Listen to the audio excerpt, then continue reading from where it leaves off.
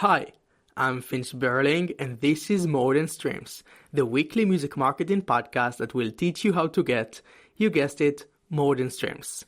7 episodes ago, I shared an episode called How to Build a Brand That Gets You Noticed, where I interviewed Jon from the Racket House, another music marketer I really appreciate. And after that conversation, me and Jon stayed connected. And a month ago, we met in real life in Vietnam to work, travel, and talk music marketing. And for me, it's very special because I know most music marketers are from the US and many times they meet each other and they talk, but I just live in the small town in Bulgaria, and half the year I'm somewhere in Asia, so not every day I meet another music marketer, which was really fun. And while we were there, we did something I've never done before, which was recording a live interview. So 7 episodes ago, I interviewed Jon, and today I want to share the live interview I did with him in Vietnam, but this time I was the guest on his show, the Racket House podcast. We talked about why I started traveling the world while building my marketing business, what truly matters for musicians when they promote their music, some secrets for using playlists to grow your career, and a lot more. You can tell I was excited to record that live conversation because at some parts my voice got really, really high. So sit back and enjoy this episode. Welcome back to More Than Streams.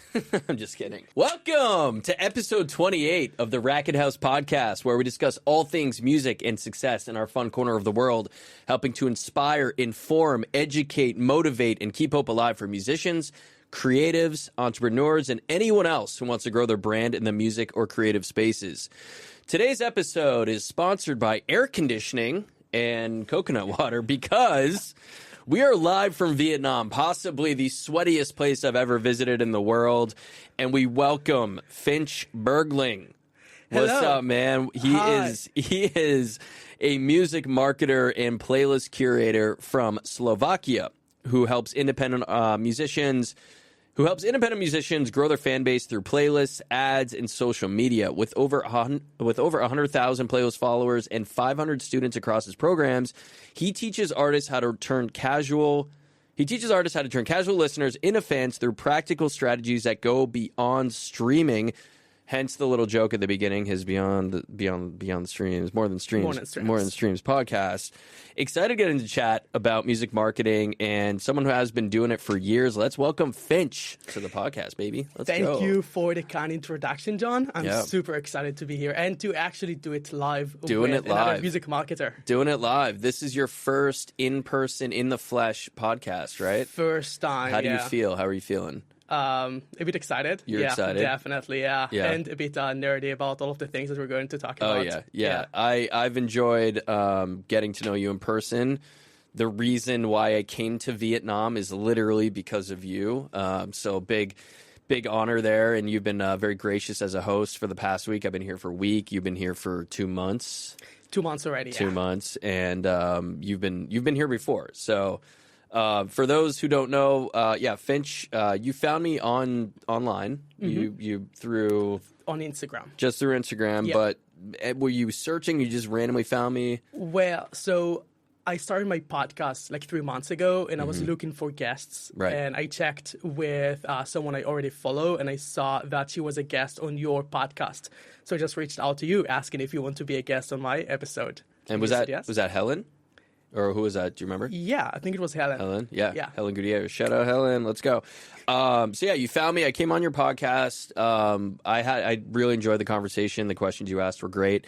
And, we had a chat later on, or at the end of that, I think it was, and you're like, I learned that you're a digital nomad. You travel around. You run your business from anywhere in the world, which is a similar vision for myself. And you're like, yeah, I'm going to Vietnam. And I'm like, Oh, well, and then you're like, yeah, there's this city, and my ignorance maybe, but I'd never heard of this city, Da Nang, that we're in, Da Nang. City by the beach, big digital nomad community. I mean, that's all I really needed to hear. And just booked a one-way ticket to come out here and see something new, meet some new people. So it's been absolute pleasure. And I think, what was exciting for me was your excitement, actually, the fact that we work in the same space, similar space, and we got to, chat about all the things music marketing. And unfortunately, our time won't be that long together because you're out of here in less than a week. 7 days, yeah. About a week, yeah. Yeah. How's your time been here? What have you? Is it the second time here? Second time in Vietnam. Yeah, it's basically the best, especially since the winter in Europe is super cold. So what I usually do, I just escape the winter and just go wherever is summer. So usually it's just Vietnam. And yeah, it makes me more productive. I was able to grow my business and my entire life just because I escaped the cold weather and the depression and, all of those depressed people, and the entire atmosphere during winter just feels very low. Right. But when you go to a place like Vietnam, basically, and you keep doing the same things, then you feel more alive, more energetic, right? And you feel it here. It's way easier, and I just love it. So what do you think, what is the magic? Because I think Vietnam, I mean, it seems like it's getting more and more popular, especially this specific city that we're in. And I've met some people who, even over the last year, they said it's been really developed and built up here. What is it about Vietnam? What do you think is the reason both that you come here and other people come here? I would say it's one of the cheapest countries to live in. Okay. Honestly, it's super easy to live here because you don't need to think about money. And that really helps because you don't have the stress about I do feel like with a lot of business owners and musicians, the problem is just the stress about money, all of those things. And basically, when you move to Vietnam, it's just cheaper. Yeah. And also the culture and the coffee. You tasted the coffee, right? I had a coffee before we came here, man. These hours are getting me twisted. I feel like I'm working more now than I ever have because, it's nighttime. Everyone wakes up back in North America, which is most of where my, clients and partners are from. And then in the morning, they're going to, they're still up. So it's like I sleep during their afternoon and wake up. Yeah, so the coffee helps. 10 coffees a day. The coffee's a quality thing here. But you've been doing the digital nomad thing for how long now? It's going to be, I think my nomadversary is going to be next month. Your nomadversary. I've not heard of this. Okay. I coined it. If someone else uses it, Finch Berling. Okay. Nomadversary is going to be the third nomadversary. Third next year. June. So I've been doing it for 3 years. And in these 3 years, you have not called one specific place home. You've not been in a place. How long? What's the longest you've spent in that time? I think Bulgaria would be my home. I spent maybe 4 months. 4 months, Bulgaria. In a row, yeah. Summer, and then actually this year also a bit of winter, just to see what it's like. You didn't escape winter, yeah. I just wanted to see what it's like, and yeah, it sucks. Sometimes you need the winter to appreciate the summer. So that's what I did. That's deep. We'll cut that one out. Yeah. Sometimes you need to go into the dark to come back into the light, right? No, but it's true because you stop appreciating some stuff. Just okay, now I know what I go to the summer every year because the winter sucks. Yeah. Some people do like it. They like the snow. Just I don't get it. I can certainly relate in my own personal life. I escaped winter for 27 years where I grew up in New England, went to California for 10 years where you can drive to winter, and now I live back in winter in Colorado, and so it's been an adjustment. And ironically, you also were in a ski town, right? Yeah. But you don't ski. No. Okay. So living in a ski town is everyone either ski or talk about skiing. Yeah. Okay. Awful. So 3 months of digital nomading, but 3 also years. Yeah. Excuse me, 3 years, right? That's the coffee. Come on, 3 years digital nomad. All right, 3 years on my paper here. There we go. 3 years digital nomading, but also how long on your business? Also around 3 years. I just started everything complete blank page of my life, just going somewhere new with a lot of other business owners. It was also really important for me just to be around people. That's what I didn't have as a musician, which is why, maybe we'll talk about it later, why I didn't feel like I succeeded as a musician and I had to like quit for a while. Just because having people around you is what helps you grow so much. And I couldn't grow my business without being around business owners all the time. Everyone just hustling, everyone just talking about growth. I think also one thing that really helps is the fact that I can talk about my successes and not feel too braggy about it, because everyone else around me also have some success stories. Yeah. And that's something I feel people really lack these days, the ability to just be proud of what they do, and it makes you really keep going. Yeah. So I don't know, have a new client, you just scream in the room saying, I have a new client, and then we'll just like clapping their hands. Happy for you. I WhatsApp messaged you last night after, I had a really good call with an artist that's going to work with me. And so, it's really, you hit that so hard. And that's just a personal thing for me right now is I've felt like I've had sort of waves of the energy that I need, that I'm looking for to be around the people, right? It's all about who you surround yourself with. And so you were living in Slovakia and trying to make it as a musician, and just didn't really work out for whatever reason. Yeah. I was really into electronic music if we were talking about my story, I started let's just get the origin story in there. Let's begin there in 1 minute. Yes. I really liked electronic music. I discovered that you can make it yourself. I downloaded a cracked version of FL Studio. The OG. Yeah. I started making music. I truly believed my music was good. I kind of went all in on music, and basically that made me kind of depressed. And this was when you were 12 you started, so all the way up to... When I was 19, I moved out of my parents' house trying to make music kind of full-time, believing I can make it as a musician. And just making music, having a full-time job, all of those things together, having so much stress of like I have to release music. And also it was like 2018 maybe. I feel like also Instagram wasn't as popular, Spotify wasn't as popular. You didn't have TikTok. Yeah. TikTok didn't exist, and it was so hard also back then to grow. It was super hard for me. So an interesting point there is that these social media platforms weren't maybe as big of a part of growth or opportunity for artists. TikTok didn't exist, and to you that means it's harder for you, right? I think that's a really important thing to pause on, because in my experience, so many artists still to this day in 2026 complain about the platforms and the posting and the social media. But God, if we can just flip our brains to look at that being an opportunity, right? Like, hey, I have this amazing chance to share my music with the world, to tell people my story, to post it, and to do it for free. And that's a blessing, but you didn't have that opportunity. That's a really, really important thing, I think, to nail in on, right? Yeah. Everyone has today an ability to be their own label, like run ads for themselves, create content for themselves, put their music on playlists or create playlists for themselves. You didn't have it 10 years ago.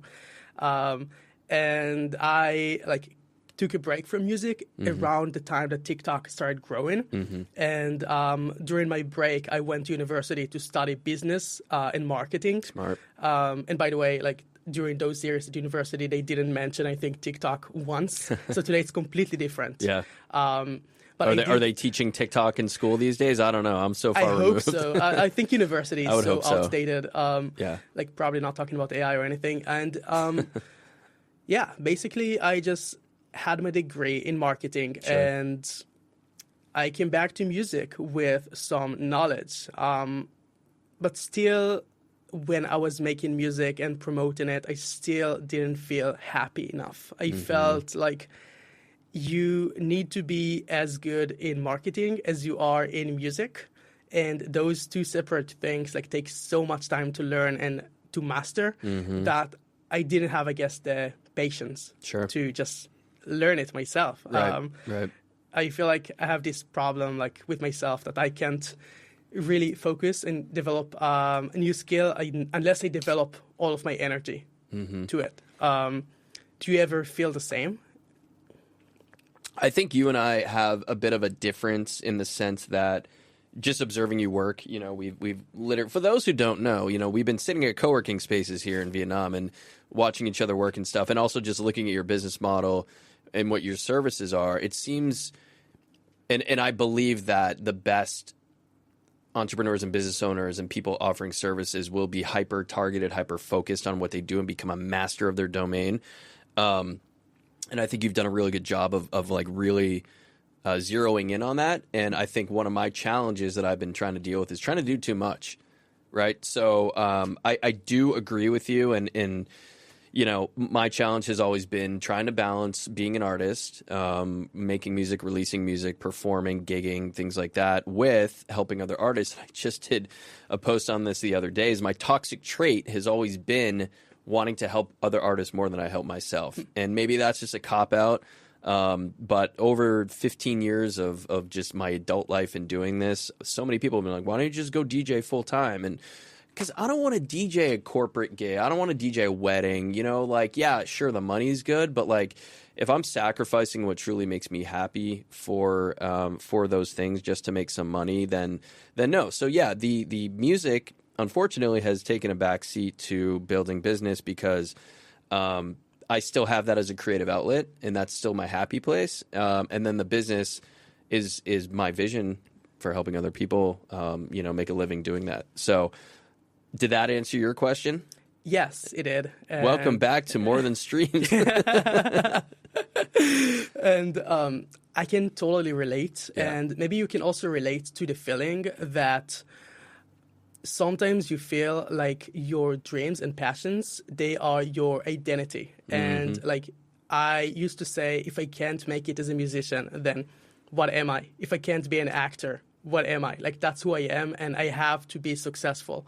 And I felt like the moment I realized that growth is not about the things that you choose to do, but the things you decide not to do. That's when I actually had growth, because I just threw away so many of my dreams, which I think like many people say, like, don't give up on your dreams, like do whatever you can do to achieve your dreams. And I stopped feeling like a main character, stopped having like my own story. And it really helped just like giving up on so many things I really loved doing. And just, as you said, I really enjoy focusing on one thing for a while. And just say no for other things. Yeah, that is like a very mature and experienced way to look at things, right? So many people want to hang on to things. My sort of like, to answer your previous question again, of like juggling all the different things, right? Like my sort of messy ball was like corporate day job for 15 years. That's what made my living. That's what paid for my other stuff. And that was during the day. And then all these music projects, there was always more than one. There was never just one side thing. It was music blog, became an artist manager, became A&R at a couple independent record labels, promoter / talent buyer / event producer. And then, DJ producer myself. I DJ'd for a while. I actually fought producing music. I used to be in bands. I have experience with that, but yeah, I put that off for a while. And then so I had to sort of like start trimming the fat a little bit. I was the last one of my four co-founders to stop the music blog. That was probably the thing I missed the most. Like I love writing. We got really amazing access. We got to cover music festivals, be backstage, on stage. We had photo passes. Interviewing artists, things like that. It just felt really awesome to like have this media company, but like the blog days are over. Now it would be just like something on Instagram. I miss those days. The A&R in the record label stuff, I don't think people realize how much work goes into running a label, especially if it's not a full-time thing, and especially if it's not like generating a lot of income and money and stuff, and then there's too many heads. So with you, you sort of have to trim out what's maybe not serving you anymore, maybe what's not filling the cup.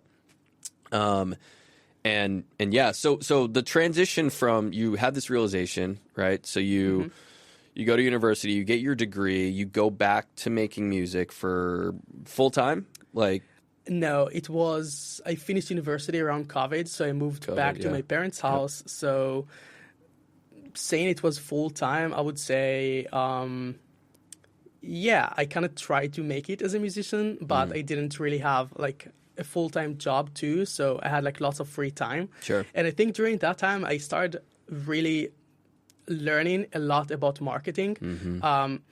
For my own music, but just Sure. because I became a nerd of marketing, especially after university, Yeah. I really liked it. Yeah, so yeah. I listened to all of those podcasts, watched so many YouTube videos, and yeah, then I started promoting my own music. And I think during that time, I just realized, damn, I really like marketing. Like I really like creating those videos, but then I realized my music wasn't good. I realized that I'm not as good as I thought about many things. Like I wanted to be a professional actor for so many years. I started acting from a very young age. And I have also, I think, a high level of self-awareness that I was able to look at myself and just say, I'm not a good actor. I'm not as good of musician as I thought I was. And I know... And I know that if I want to really succeed and stand out, I need to be a really good musician or have a very unique attribute on myself, right? Or be really good at marketing. even with true, but still you need to find like this edge. That's right. It's like you always have to have some edge, like really good music, really good branding, really good, a lot of money, famous parents, something. You have to have this edge. Something like that. I felt like I don't have it. And I just realized that with my own music, I will just have to keep it as a hobby, at least for now. Now, I mean, that's certainly part of the creator's dilemma, the artist's dilemma is like, we are our own worst critics. We're hard on ourselves, So is this sort of realization or opinion that you formed in your own art, was that just you in a vacuum? Was that a feedback loop somewhere? Are you getting information back to say like, this isn't my thing? Like, example, I know that I can't surf. I've tried surfing in 4 different countries. I know that the result of me trying to surf is not being able to stand up on a wave and I fall down and it's like, I'm not a good surfer. I know I have that data, right? So what led you to form these opinions about your own acting career, your own music career? Well, I think I disagree with what you said about how musicians criticize themselves and like they're their own biggest criticizers. What's the name? I do feel like, especially since I'm a playlist curator and I receive songs every day from musicians wanting to pitch their music, so many are music, just not self-aware. Yeah, I know about myself listening to my music in the past for like 10 years. I thought my music was good. So many musicians, they think their music is exceptional, very unique, and I don't think they're able to criticize themselves the right way. And I feel like just after a few years, I developed this ability to criticize myself the right way. Sure. And that's when I realized that I don't have what it takes to reach the level I want, which means monetizing my music. Sure. And also I realized that I enjoy marketing more and helping others, because I did feel like for so many years when I was younger that I wanted to be a teacher, educator, and basically when people ask me like how I got into music marketing, it's just kind of combining 3 of my biggest passions: music, marketing, and education. Sure. Yeah. I mean, I had a mom who was a teacher for 35 years, so I totally understand that. I guess it's all experience, right? Like, I talk to artists every day who are like, man, I just want people to hear my music, and they do think their shit doesn't stink. And but at the same time, like, I have personal friends in my local community back home who are amazing producers, and they have quite literally said to me, they're sitting on dozens of records, like a whole massive catalog of just unreleased music, and I'm like, why don't you do something, put it out? And they're like, oh, it's not good, it's not ready, and I'm like, it's like, again, for me, it's all experience, right? It's like I meet people who I'm not very good at golf, and I will come across people who say, yeah, I'm not very good, and then you go to play with them and they're like, they're awesome. They're comparing themselves to pros, right? They're not comparing themselves to a weekend warrior who, or someone like me who just never really grew up playing golf, that kind of thing. So it's all subjective. True, yeah. And there are a lot of examples of musicians that grew with bad music too. I think one of my favorite example is this singer-songwriter Clara. That's her name. I think her first song was just like a very low-quality, self-made song she posted on YouTube with a very low-quality visuals. It was like 2016 that she posted it, and today the video has over 150 million views on YouTube, and she's one of, I think, the most popular indie artists out there. And she started, with bad music, but I think her edge was just authenticity, and that works really well. So I think even with music that is not good enough, you can always stand out somehow, but you do need to figure out what it is, and sometimes it takes time, and sometimes you're just born with some talent, some edge. Yeah. I mean, I think in your case, though, I mean, like, there's the whole concept of 10,000 hours, right? And putting in the work and getting better at your craft, maybe recognizing that you're not quite good at the music, and then maybe deciding, like, you have two roads, right? You could say, like, I don't think I'm very good, but I want to get better. And then go down that avenue and really work on it, maybe work with mentors, maybe work with fellow artists and musicians. And then there's the one that you chose where it's like, I'm not very good and I like this other thing better. I like this other avenue better, so I'm going to go to that avenue. Did you ever consider just working at it, or were you just like, nah? It's a good question. I feel like maybe I just lost the fun. It used to be when it was just about like making music for fun. Yeah. And I think that's what you should do. I think when you start making music, like that's the biggest tip. Yeah. Just have fun with it, right? And I did have fun for 10 years, Sure. I think, for so long. And I still have fun making music. And then, when you have to do that 1,000 hours to make it professional, then it's not fun anymore. Yeah. All right. Well, bring in the speakers. We're going to listen to Finch's music for the next 40 minutes here. Just kidding. Okay. So now we are in I'm going to go all in on music marketing. What was the sort of genesis of that? What was the evolution of that? I'm not here to talk about your whole story necessarily, but you basically decided, I'm going to go on music marketing. What did that look like? What did how did you put yourself out there? Who were you working with? Who was your first client? What were you what did that paint the picture? So after university, I worked for one After university, it was a market research company, and I hated this. So I quit the job, and then I saw on Facebook someone posting a remote job in a music marketing company.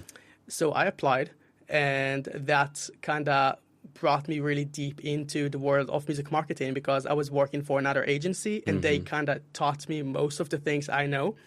The agency had some big clients like Infected Mushroom, if you know them. I used to manage their social media. No way. And run campaigns, and that's kind of how I learned how to use meta ads and create content for big clients. And 1 year into that job, I just started my own agency, like on Instagram, just sharing what I know. And slowly, my Instagram grew. That was January 2023. And so that was January 2023, And people started reaching out, asking me to create content for them, to teach them how to do some marketing. And I just gave some information for free. I had some calls for free with clients, and over time, just working with more and more clients for free, I was able to generate good results for them. I posted those results on social media. Then I started creating some courses, and some of my videos went viral. I started growing my email list, and I quit my job in the music marketing agency, and I started making full-time money from my own agency. That's great. That was like around 2024. And yeah, since then I've been doing this. Also, Spotify playlists been a big part of my business model.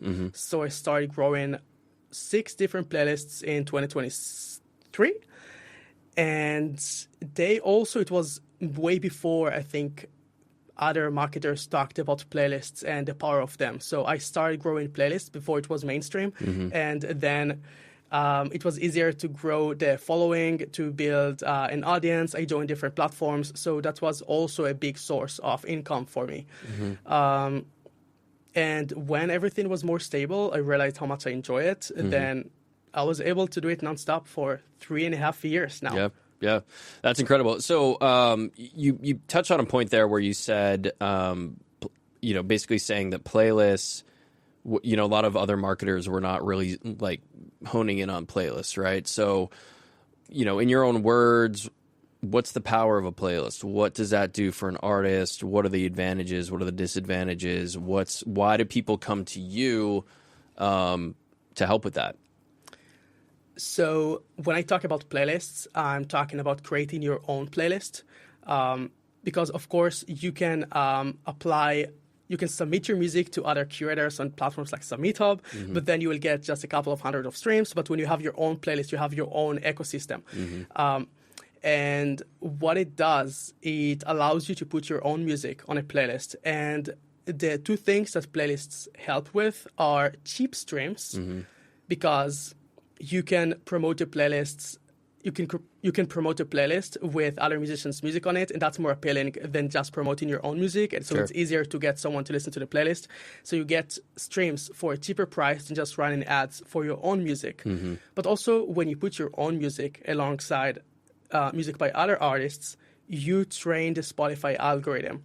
And the algorithmic playlists are so powerful because you can get 1,000 streams on your own music from your own playlist, but then you can get 10,000 streams from algorithmic playlists over time. And that's free streams, and musicians don't have a lot of money to spend on ads and promotion, which is why you do need to trigger those algorithmic playlists.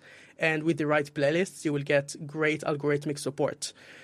Now, building the right playlist is not as easy as people think, because a playlist is a journey, and you want to keep a listener on a playlist for as long as possible. The more songs they stream from the playlist, the more streams you get for each listener, which makes the cost per stream lower.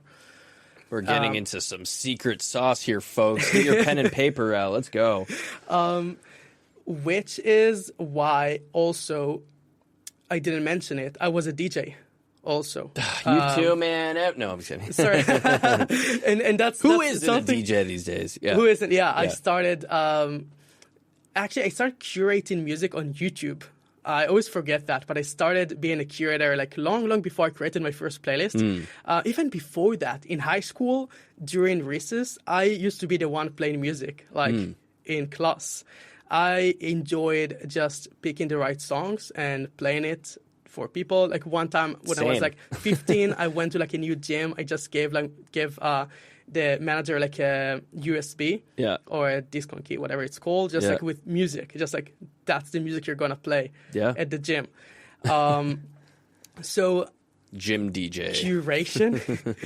Curation has always been there. Curation, you need to really love it, and you actually need to be good at picking the right songs for the playlist. So I always had this. I created some workout music and I posted it on YouTube, and then during COVID it blew up with like millions of views too. And then I created playlists, and I do feel like the combination of or just being really good with picking the right songs and knowing exactly what's your genre and what is the vibe of the playlist, which is something that so many musicians fail. It's just like understanding who is their audience in terms of genre and vibe. That's super important. Okay, so a couple of things here. I guess maybe last in, first out, right? A lot of artists actually, I think, are confused on that part. Like you said, maybe they don't know, but maybe some are aware. It's like, how do I find my lane? How do I find like who I sound like and things like that? So are there some tools or some methods that you use or can recommend to artists who are trying to figure out their lane? because, you know, it's building a house, or you have to have those foundations to then go out and be able to market yourself, right? If you don't know what you're trying to be about, who you're trying to attract, it makes the marketing and advertising attempts, you know, a waste, really. So what are some methodologies you use, or some tactics you can use or suggest to those artists? Can I share a secret, John? I'm here for secrets. I'm here. Should we turn off the camera? Yes, please. Okay. Yeah. Can we? So I didn't used to like indie or rock music until maybe 2 years ago. I wouldn't listen to this music at all. I wouldn't listen to any playlist that contains indie or rock music. Okay. And most of my audience today are indie or rock musicians. Okay. And I can easily identify genres. Like play a song, I will be like, oh, that's indie rock, that's alt pop, and I can do that thanks to one single fact. Is this the secret? Is this No, the moment? The secret What's the was secret? that I didn't like Indian rock music. Oh, come on. Not good enough? Okay. Also, Podcast over. But the reason I'm able to identify genres is because I listen to hours of music every week. And Getting your reps in. Many musicians don't listen to enough music or their own genre, because they did, they would be able to find similar artists or identify their genre. And I think the fact that I travel so much and I listen to so much music while I travel, that also helped my curation and my ability to identify similar artists and the right genre. You're spending time in actually with headphones on, and like, well, I mean, an expert in anything puts the hours in. Yeah. Right. Yeah. And basically, I think artists should just listen to more music, more playlists on Spotify, and just discover new musicians. Just feel like you're a curator. Yeah. Every musician needs to be a curator. Yeah. Curates music yeah. similar to yours. And anyone who says that, like, you know, there's all these, everyone are, you know, it's a polarizing subject, Spotify or any of these platforms. You know, they say like, oh, there's no good music out there. I'm like, I hear good music every single day, and it's just from like just spending the time with the headphones on. Brain fart. Please hold. Damn, there's gonna be some. Oh, the one thing I was gonna say is I think maybe in like the world that I live in a little bit more with my own music and DJing and stuff is like, I think artists listen to too much music in their own space too much. Like they like a house music producer or a tech house music producer. I'm picking on you guys, but like there's no originality right now, and I feel like everyone's trying to recreate a sound. You know, and I feel like I don't know if that's unique to electronic music or whatever, but you know, every few years like a new genre becomes like the thing, and all the songs all sound alike, and it's just everyone's trying to chase, you know, the big DJs who are either producing it or playing it, and you know, so that's, in my opinion, like not where the originality, and I think people need to spend time like coming up with creative ideas. But I think that's a really good tip to do that. And then, so what have you found is, man, I had two questions in there. Brain fart. Ask me a question. Have you ever watched Eurovision? Have I ever watched Eurovision? I actually have watched Eurovision. Like the actual competition. The live. I was in Copenhagen last you watched year. It live. I don't know when it's on, but on TV. I've seen it. Okay. Yeah. So Eurovision is basically the best way to showcase brand and uniqueness, because that's what different countries try to represent. And yeah, Eurovision is this Saturday. I'm excited for Eurovision. I'm a big Eurovision fan. Oh, shit. It's kicking off. Let's go. Because, yeah, I do like music, and I do like musicians who stand out. And yes. It's all about just standing out and creating huge performances. And I think for musicians who have never watched Eurovision, just try to get inspired. And this year, I'm going to predict that Finland is going to win. This episode is going to air after the final, but that's my prediction. And the reason is that they're going to be the first country ever to play a violin live on stage. I mean, since they prohibited the live performances on stage. So it's going to be since 1980 or something. It's going to be a live performance of a violin, and it's very impressive. And it's like a combination of like rock with acoustic, all of those things. And yeah, it's just impressive. And that's how you do it. And you can check every time. Check the winners of Eurovision. You can learn so much from it, of like how to stand out and what to do to be different. Yeah. And there was one guy with a song that wasn't too crazy, but he just painted his entire body in silver. So he's all silver. So even with like a very mediocre song, you can still make it to the final just by being different, basically. That's putting lipstick on a pig. But I think it's great. Yeah. So any artist wanting to learn how to stick out, watch Eurovision. Because I remember I was in a hotel with my girlfriend at the time last year, Copenhagen. It must have been reruns or something, but we had Eurovision on it. And I'm just like, every act, I'm like, these people are so ridiculous, but they have my attention. I think that is something to really figure out, like, what is your thing?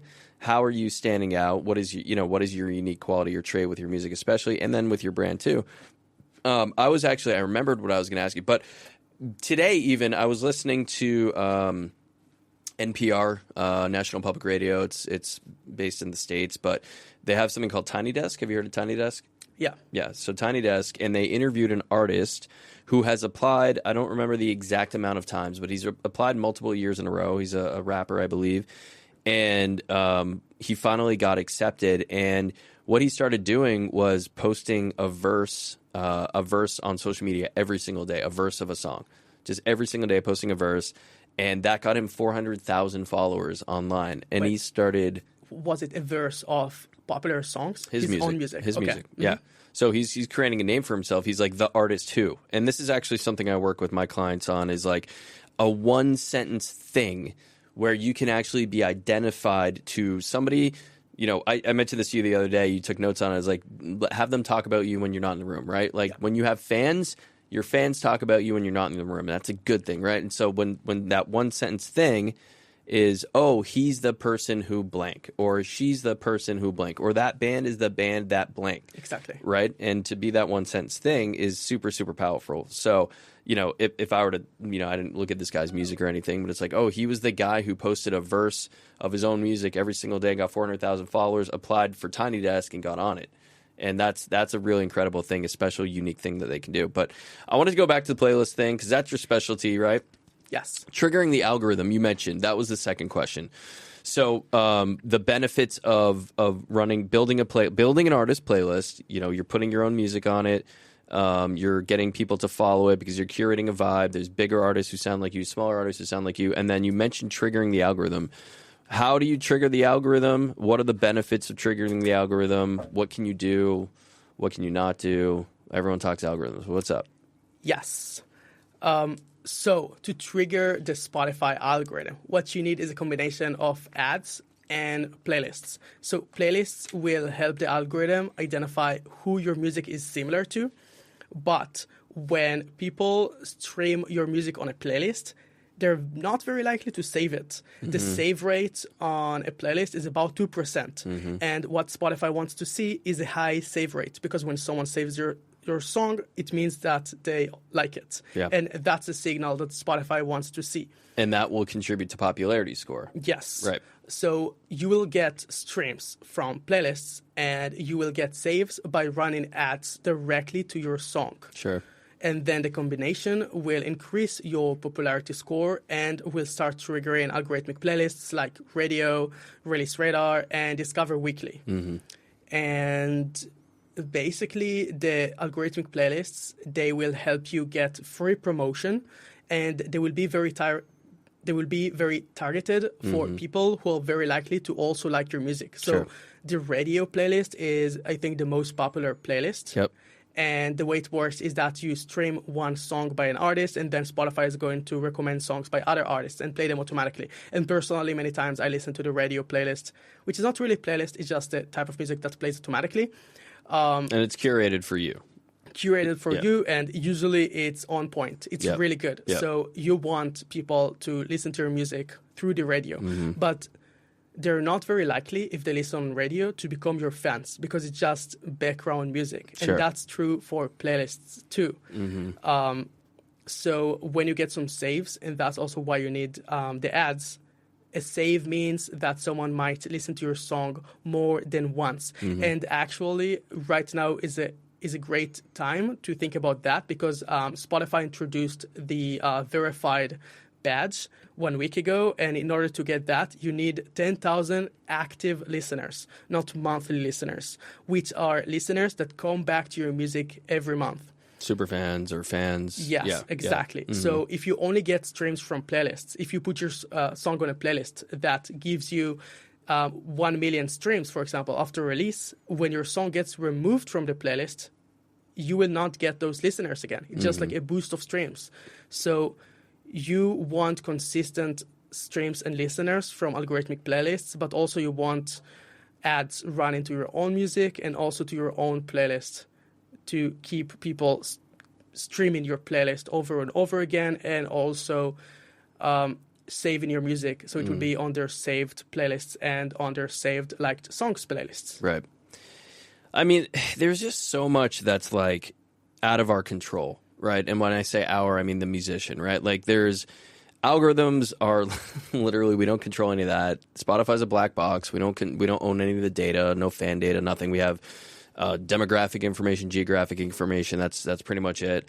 We can't ask somebody to press play. We can't ask them to send it to their friends. We can't prevent them from skipping a song 30 seconds in, right? So do you have any methods for controlling some of this stuff, for actually saying, like, I know based on, the last 3 years of doing this and all these, dozens of campaigns, hundreds of campaigns, whatever it is, that these like 3 things work every single time? Like, is there any of that going on, or how do you sort of like set the expectation with the artist as well, that it's paying you money to do these things? Mm-hmm. So the way I do those things, and I think that also refers to what I talked about before about knowing your genre, is that I try to get the musician in front of the people that are the very most likely to become their fans, in a way that that's actually comes to my time in the research company, marketing research company, Sure. that for 6 months I learned how to do market research. And that really helped me understand the importance of market research. And when you get the right product, aka your song, in front of the right listener, and you get that listener to watch your ad a few times, and you can do it with a few different ad campaigns, lookalike campaign, retargeting campaigns, all of those things. You can get someone to watch your ads over and over again.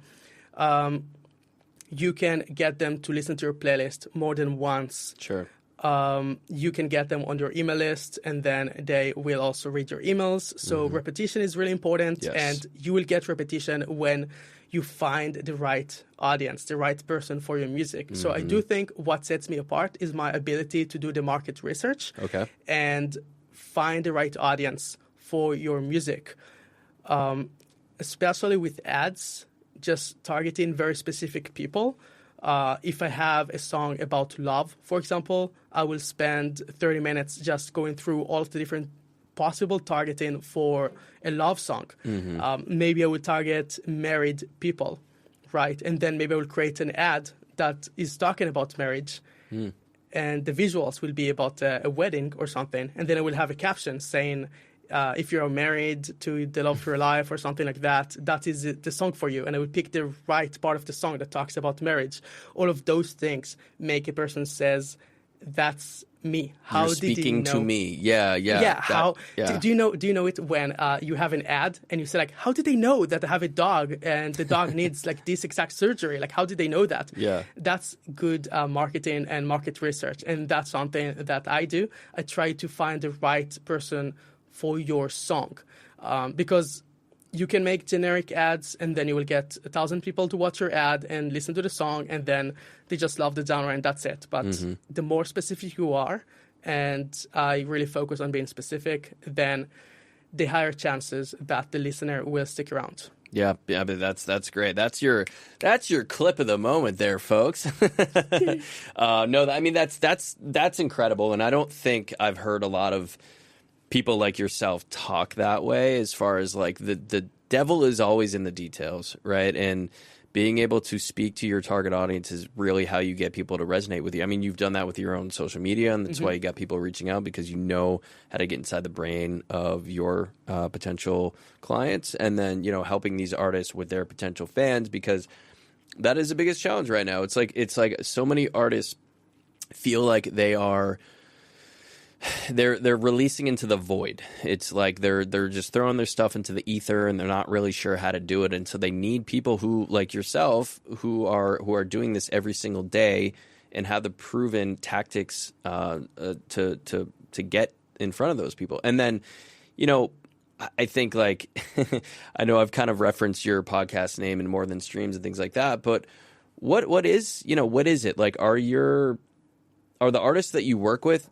do they care about More Than Streams? Like, where is this name coming from, and how do you actually convert? Like I said before, you know, Spotify being a black box, how do we actually turn these streams into real fans? How do we get the data? How do we really level up the artist's brand in their business for more than just like, getting a few thousand streams from an ad campaign and that's it, you know? Yeah, so I will start with the first question. Why I started More Than Streams. And it all started when I got scammed as a musician, and my song was put on a botted playlist. Sure. And I got thousands of streams. And I remember this week as maybe the happiest weeks of my life, basically getting 1,000 streams on my song. And I remember the song was placed on a playlist alongside artists like Charlie Puth and Dua Lipa. I was extremely excited. I texted all of my friends, showing them the playlist. I was posting to my fans, like maybe the 5 people that really cared about my music. I posted like saying, I got 10,000 streams on the first month of release, stuff like that. And then I just learned that it was a botted playlist. And I saw that all of the listeners came from a very specific city in the US called Fayetteville, something like that. Okay. And I know that humans have the problem of just having, they want the numbers. They want to show off. They want those things. It's a very human thing, just to, I don't know how to say it, but they want to show off, right?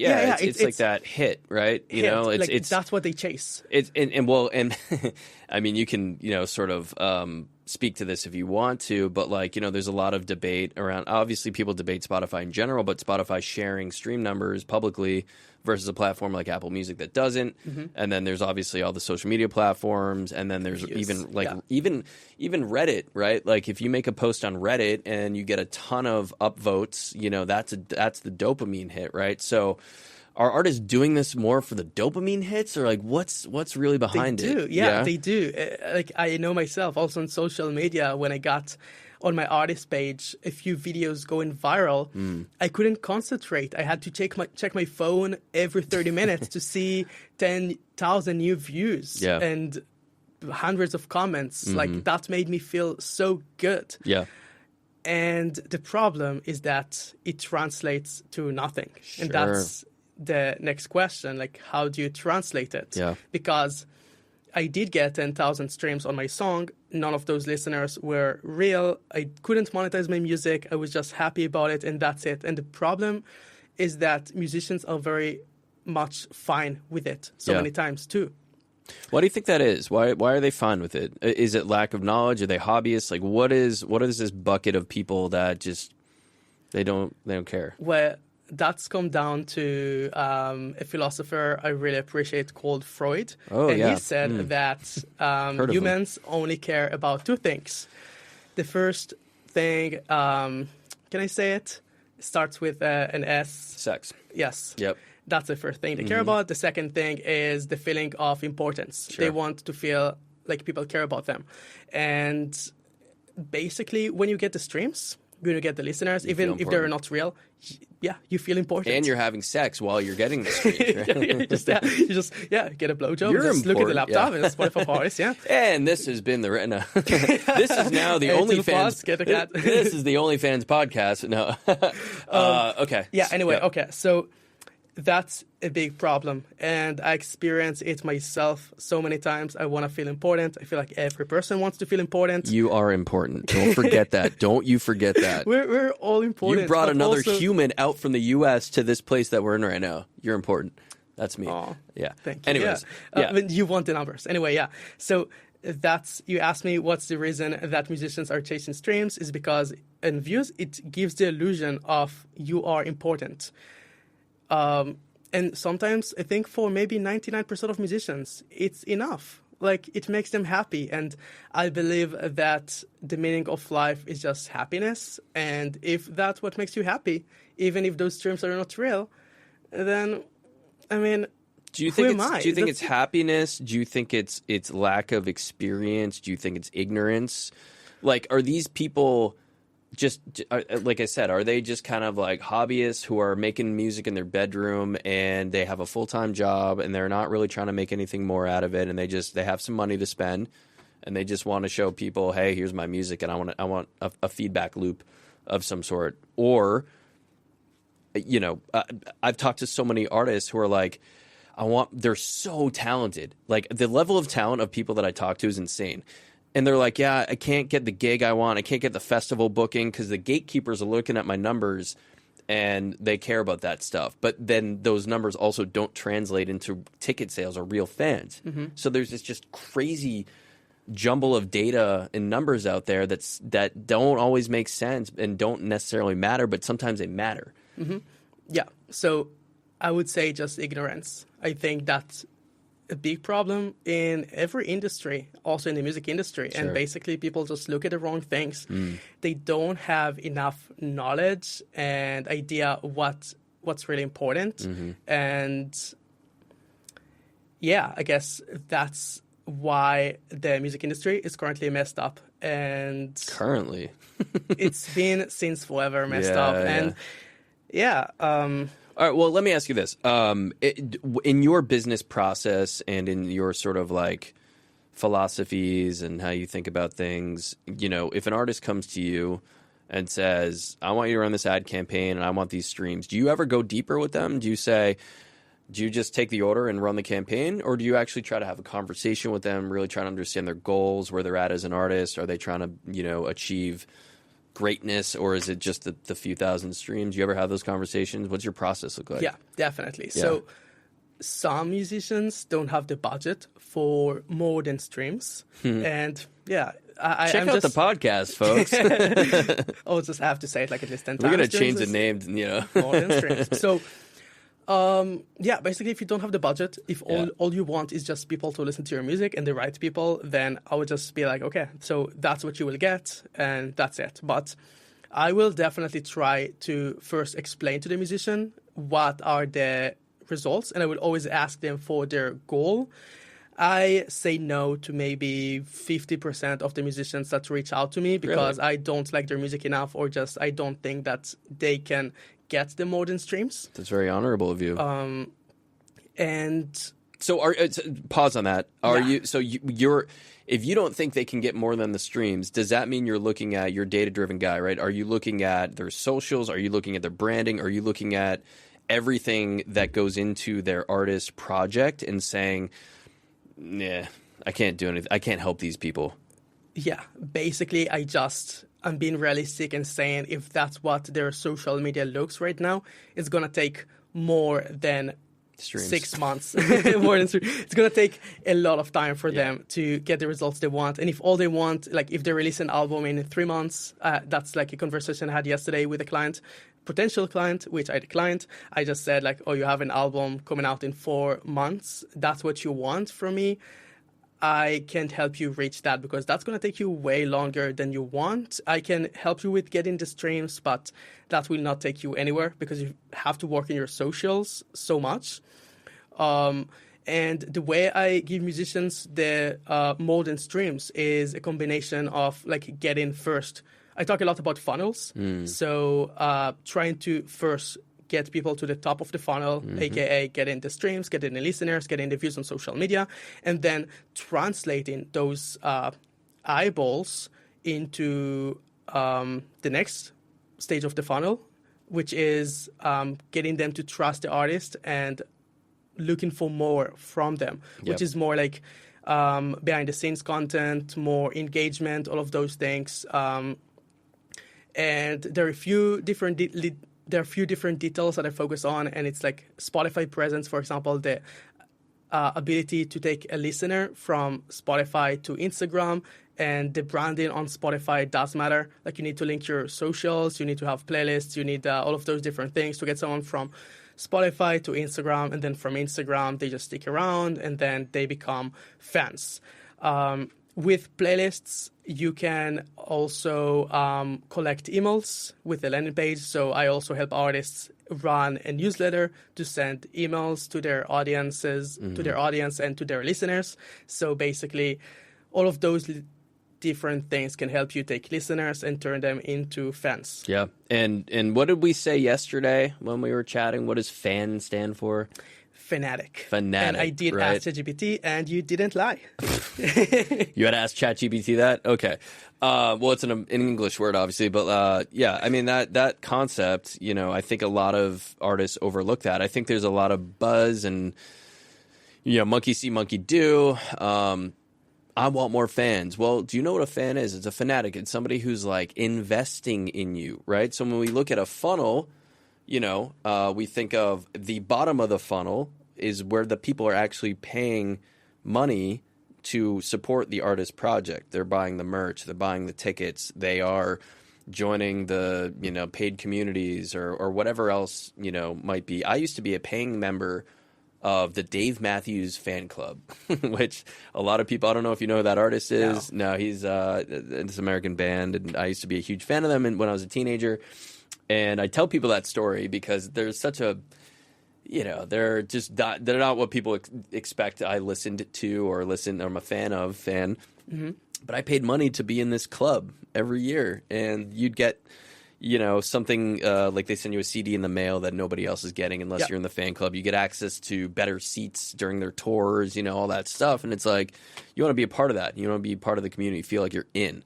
So I think creating that space for the fans to be a part of that is really important too. So it is more than streams for sure. So that's, I mean, look, that is just, I think it's very noble of you, and you're one of the good ones. I mean, you're saying no to people, you're having the real conversations with people, you're leaving money on the table, which again, not every entrepreneur would be doing. And then, I mean, I'll be real. Like the person you spoke to yesterday, who needs a lot of work beyond the streams, that's where I come in, bro. Send them to me, man. That's the funnel we got to get going. True. But yeah, I mean, you know, shameless plug is like that's how I work with artists, right? You know, sure, I'll do campaigns, but I'm really more interested in the deeper stuff, the foundational stuff, all the way out to how do we attract those people. So what do we got? Okay. I'm just gonna throw some questions at you. Go ahead. All right. What do independent artists consistently get wrong when it comes to marketing? Oof. What I get wrong? Can you ask something else? Yes, I can. If you had to recommend one thing to an artist to seriously build their career, what would it be? One thing. A playlist. With a playlist, you can collect emails, you can grow followers on Spotify, you can grow streams on your music, you can create connections with other musicians, like I found Jon here with my ability to create a playlist and grow it and start my business. You can trade placements with other musicians. You will get big musicians following you on Instagram, like I got David Guetta and Sam Felt following me on Instagram for my playlists. You will be able to DM them and do all of those things. You will be asked to join conferences around the world as a playlist curator. Lots of opportunities and money, of course. You can make a few $1,000s, which you can reinvest in your career. And the reason you should do it is because it takes maybe 1 hour a day to maintain, even less. It's fun. I love being a curator. I love listening to music and like, it's awesome. Okay. Someone's listening right now who keeps putting off marketing their music because it's not ready yet. What do you tell them? Can you repeat the question? someone's listening right now, an artist, right, who keeps putting off marketing their music. They're just not pushing their music, right, because they don't think it's ready yet. What do you tell them? Wait until it's ready, and it's really good. Some marketers say just put your music out there. I just say get feedback. You can go to Submit Hub, Hot or Not. Okay. It's very cheap to get feedback from other people. Yep. You can see how your music will perform before you put money on it. You can get 10 people to rate your song. If they rate it over 7, I would say, then you will get good results with marketing. If they rate it overall under 7, 7 out of 10, then you will know that the campaign will just flop. So you can set realistic expectations and get feedback first. And if your song is not ready, maybe it will still perform well, but you will have to know first before you put it out there. Absolutely. That's great. What's one thing artists should stop spending money on right now? I would say they should stop spending money on ad campaigns without getting the right education before they do it, because meta ads, it takes years to learn, and there are so many small details that if you make this tiniest mistake, then that would cost you hundreds of dollars. So either invest in a course, or it can be thousands, tens of thousands. So invest in a course, or watch YouTube videos, or or pay an expert. Pay an expert to do it for you. Yeah. No, I think that's huge. I think a lot of my day-to-day conversations too are like, I think there's, again, it's just, I don't know, this bad information or ignorance sort of gets passed around where it's, artists think that I invest in something, therefore I will get this result. And it doesn't matter. It's binary to them. It's like, I'm going to do an ad campaign. I'm going to get these results. And it's like, it doesn't work like that. To your point, there's so many nuances, right? Okay. I got a lot, but I really think the best way to do this, to end this off, is going to be some Would You Rathers. Are you familiar with this game? Would you rather? It's 2 options. Would you rather do this or that? Yeah. Okay. Let's do it. Would you rather one playlist with 500,000 followers or 50 playlists with 10,000 each? That's a lot of math. First option. One big one. Yeah. One big one. Okay. Run a campaign for a great song with 0 audience, or a massive audience with a mediocre song. The best song with a small audience. Because you have more of a blank canvas, you can grow that quicker. We don't need the why, but just curious. We want like 10 we want the quality. fanatics. We want the quality. Than 10,000. There you go. Would you rather know a song will get Would you rather know a song will get 1 million streams but 0 new followers, or 10,000 streams and 5,000 new followers who stick around? Followers who stick around. More than streams. Yeah, more than streams. Would you rather a client goes viral once and disappears, or never goes viral but builds a loyal fan base over 5 years? Loyal fan base. Yeah. Those were all kind of related. Okay. Who is a dream client of yours that you'd want to work with? Shout it out. Put it out into the atmosphere. Manifest it. Who do you want to work with? I would love to work with Billie Eilish. Billie Eilish. Yo, yeah. Billie, if you and your team are listening, the Finch Bergling. You have my Instagram, you follow me, please reply to my messages. Do they follow you? I think she blocked me. No. Just kidding, no. That's okay. Hey, man, you miss 100% of the shots you don't take. So, all right. Well, hey, Finch, thank you so much for being here. It's a Wednesday night in Vietnam. You got places. What you said you got something. What are you going on? Where are you going after this? Yeah, I'm going to play some VR. Oh, he's doing some VR. He's going to go have some good. Mm-hmm. You have done a really good job integrating yourself with the community here. I feel like you're doing stuff all the time. This has been more than... I'm just kidding. This has been the Racket House podcast. Check out Finch Bergling. You can check him out on Instagram and all the platforms. And he's doing really good things, as you heard today, for the music community, for independent artists, really helping them build in your building. And it's been an honor and a pleasure to have you on and to meet you in person. And I'm so glad I came out here. This has been the Racket House podcast, episode 28, across all platforms. We'll see you next time. See you next time. Thank you, Jon. Hell yeah. We did it? We did it.